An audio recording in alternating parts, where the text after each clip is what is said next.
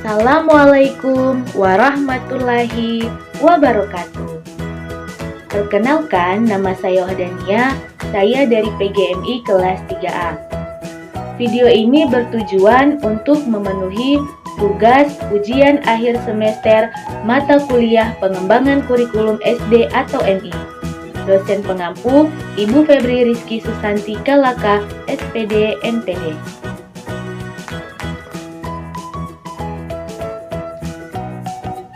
Pengembangan kurikulum SD atau MI. Tapi sebelum lanjut, kita harus mengetahui terlebih dahulu apa sih itu kurikulum. Jadi, kurikulum adalah perangkat mata pelajaran dalam program pendidikan yang diberikan oleh suatu lembaga penyelenggara pendidikan yang berisi rancangan pelajaran yang akan diberikan kepada peserta pelajaran dalam suatu periode jenjang pendidikan.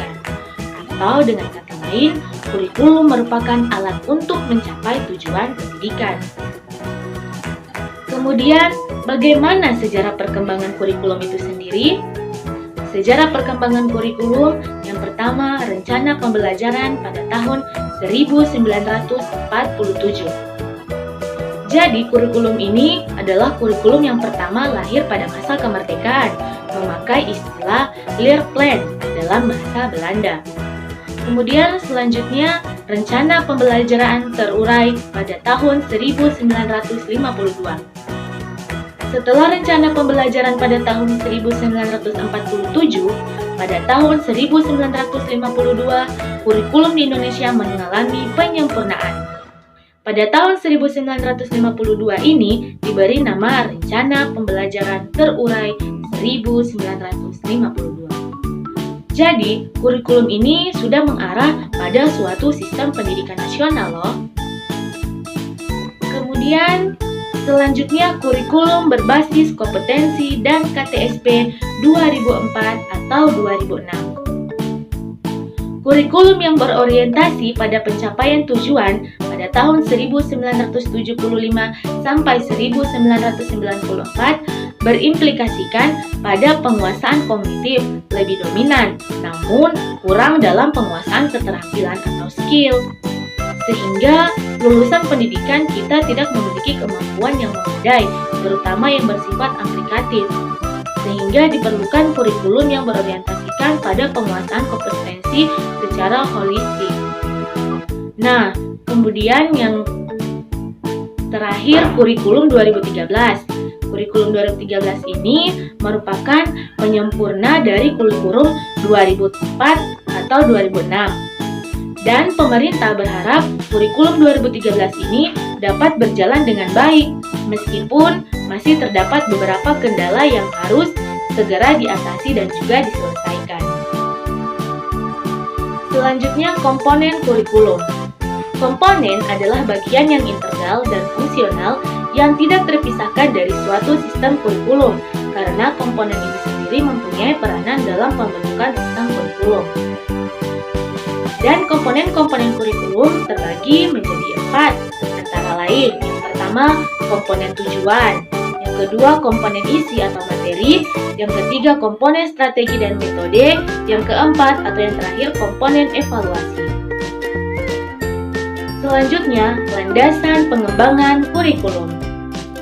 Dalam pengembangan kurikulum diperlukan landasan-landasan sebagai asas dalam melakukan kerja pengembangan kurikulum pendidikan. Ini harus dijadikan acuan bagi seorang perumus kurikulum. Kenapa?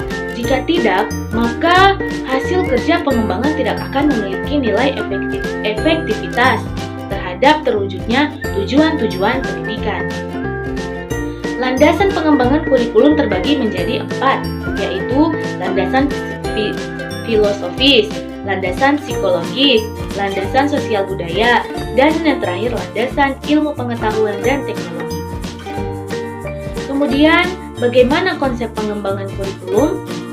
Konsep pengembangan kurikulum terbagi menjadi 4. Yang pertama, kurikulum subjektif akademis, yang kedua, kurikulum humanistik, yang ketiga, kurikulum teknologis, dan yang keempat, kurikulum rekonstruksi sosial.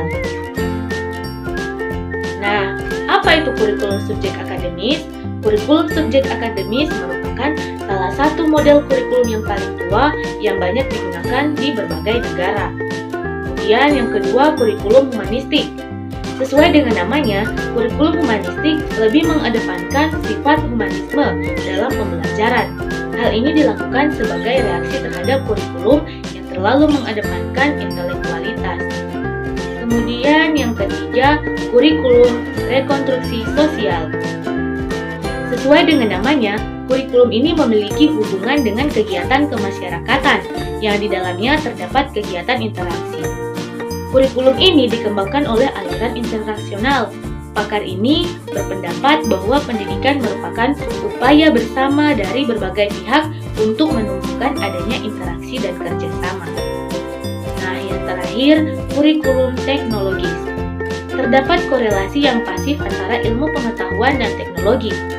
Pengembangan ilmu pengetahuan dan berdampak positif terhadap teknologi yang dihasilkan. Demikian pula sebaliknya, kemajuan teknologi juga berpengaruh besar terhadap pengembangan konsep kurikulum. Baiklah, mungkin hanya itu saja beberapa materi mengenai pengembangan kurikulum SD atau MI. Lebih dan kurangnya saya mohon maaf, dan untuk yang sudah menyaksikan video ini, saya ucapkan terima kasih.